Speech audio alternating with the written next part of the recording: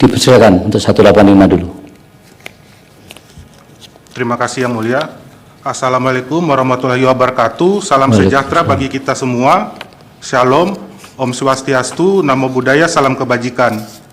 Mohon izin Yang Mulia, terkait permohonan kami, terdapat dasar hukum yang masih mengacu pada Peraturan Mahkamah Konstitusi Nomor 2 Tahun 2021, sedangkan telah terbit Peraturan Mahkamah Konstitusi Nomor 7 Tahun 2025.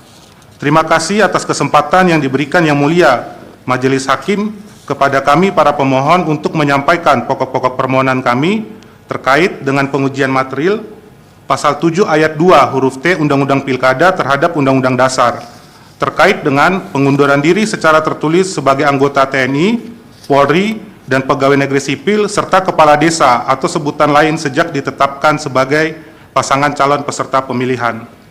Yang Mulia, permohonan ini diajukan oleh Doris Manggalang Raja Sagala sebagai pemohon 1, John Suwari Sinaga sebagai pemohon 2, Amudin Laiya sebagai pemohon 3, dan Roy Sitompul sebagai pemohon 4, yang bertindak sebagai advokat untuk selanjutnya disebut sebagai para pemohon. Terkait kewenangan Mahkamah Konstitusi Yang Mulia, dari halaman 2 sampai halaman 3 kami mohon izin dianggap dibacakan Yang Mulia. Selanjutnya kami akan sedikit menguraikan terkait kedudukan hukum dan kerugian konstitusional para pemohon. Bahwa dalam pertimbangan hukum Mahkamah Konstitusi nomor 22/PUU strip 12 Romawi tahun 2014, salah satu alasan untuk menjadi pemohon dalam perkara pengujian undang-undang terhadap Undang-Undang Dasar dikutip sebagai berikut. Setiap warga negara pembayar pajak mempunyai hak konstitusional untuk mempersoalkan setiap undang-undang. Selanjutnya, para pemohon merupakan warga negara Indonesia dan juga berstatus sebagai advokat penegak hukum sebagaimana telah ditegaskan dalam pasal 5 ayat 1 Undang-Undang Advokat, bahwa para pemohon mempunyai hak pilih pada pemilihan kepala daerah tahun 2024. Berdasarkan uraian di atas, dengan kerendahan hati kami mohon kepada Yang Mulia agar kedudukan para pemohon telah berkesesuaian dengan pasal 51 ayat 1 huruf A Undang-Undang Mahkamah Konstitusi. Selanjutnya, terkait kerugian konstitusional para pemohon dari halaman 7 sampai halaman 11, bahwa Kepolisian Negara Republik Indonesia untuk selanjutnya disebut sebagai Polri, memiliki kewenangan dan peran serta yang sangat besar dalam pemilihan kepala daerah. Kewenangan dan peran serta dimaksud para pemohon uraikan sebagai berikut.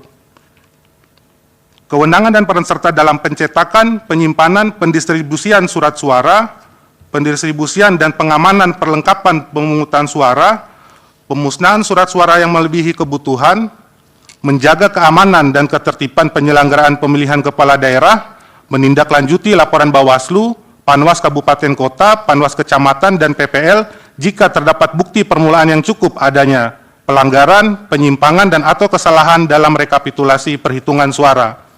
Selanjutnya, bertindak sebagai penyidik dalam tindak pidana pemilihan kepala daerah sentra penegakan hukum terpadu yang memiliki kewenangan melakukan penggeledahan, penyitaan, dan pengumpulan alat bukti untuk kepentingan penyelidikan maupun penyidikan tanpa surat izin Ketua Pengadilan Negeri setempat, menjaga dan mengamankan kotak suara dari seluruh TPS, menjaga dan mengamankan rapat pleno rekapitulasi, menjaga dan mengamankan pembukaan kotak suara, kotak hasil TPS, dan kotak rekapitulasi.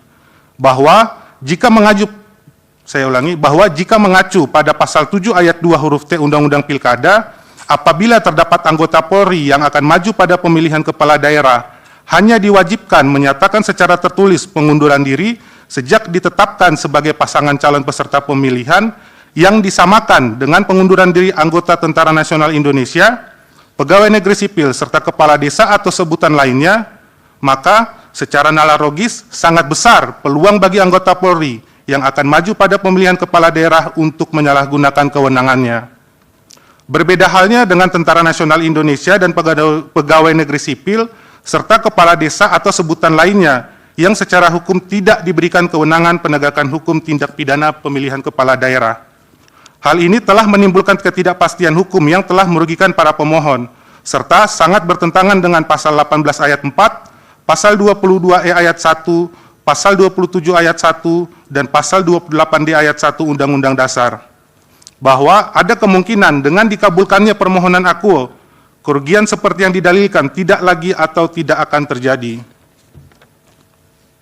bahwa kerugian hak atau kepentingan para pemohon di atas berdasarkan penalaran yang wajar akan dan telah terjadi sebagai akibat berlakunya pasal 7 ayat 2 huruf T Undang-Undang Pilkada, bahwa dengan demikian kerugian hak atau kepentingan para pemohon yang bersifat potensial tersebut memiliki hubungan kausalitas dengan berlakunya pasal 7 ayat 2 huruf T Undang-Undang Pilkada. Kerugian hak dan atau kepentingan para pemohon tidak terjadi atau tidak akan terjadi lagi dengan dikabulkannya permohonan akuo. Ipso jure, para pemohon memiliki kedudukan hukum untuk mengajukan permohonan akuo. Yang mulia, permohonan akuo tidak termasuk nebis in idem karena uji material terhadap pasal 7 ayat 2 huruf T Undang-Undang Pilkada belum pernah diajukan dan diperiksa serta diputus oleh Mahkamah Konstitusi.